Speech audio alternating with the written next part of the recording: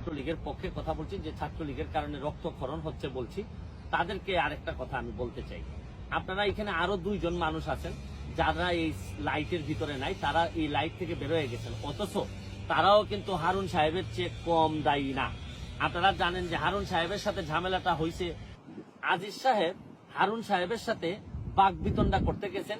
তখন উনি কি করলেন, উনি মহামান্য রাষ্ট্রপতির সহকারী একান্ত সচিব হয়েও তার মনে হয়েছে যে ছাত্রলীগের কিছু নেতাদেরকে নিয়ে যেতে হবে ওনার শক্তি বাড়ানোর জন্য।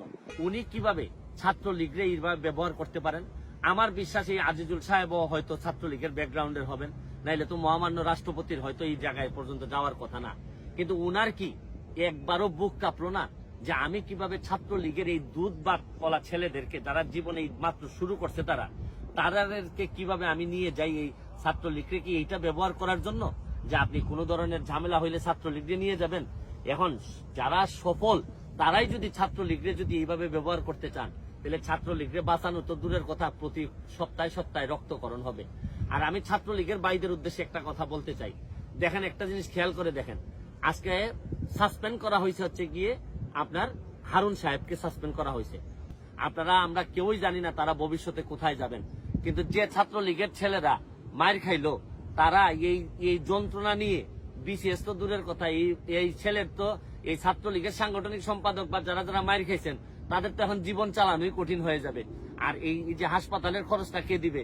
আজকে হারুন সাহেব যদি মার খাইতেন, হাসপাতালের খরচ দিত পুলিশ ডিপার্টমেন্ট। আজিজুল সাহেব যদি মার খাইতেন, তাহলে হাসপাতালের খরচ দিত সরকার, অ্যাডমিনিস্ট্রেশন, রাষ্ট্রপতি ভবন থেকে এই খরচ হইতো। কিন্তু ছাত্রলীগের খরচ দিতে হবে কিন্তু ছাত্রলীগের মায়ের, ছাত্রলীগের যে কষ্ট করে যে মা এই পর্যন্ত ঢাকা বিশ্ববিদ্যালয় পর্যন্ত আনছে, তার খরচ দিতে হবে তার মায়ের।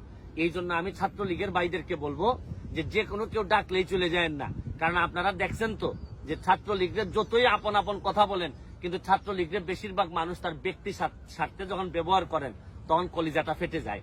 আমি ছাত্রলীগকে বলবো যে পড়াশোনা করার সময় কিন্তু পড়াশোনা করা লাগবে, কারণ পড়াশোনা করে যদি ভালো করতে না পারেন, তাহলে ওই সারা জীবন মাইরি খাবেন আর এই পথে পথে ঘুরে বেড়াবেন, কিচ্ছু করতে পারবেন না।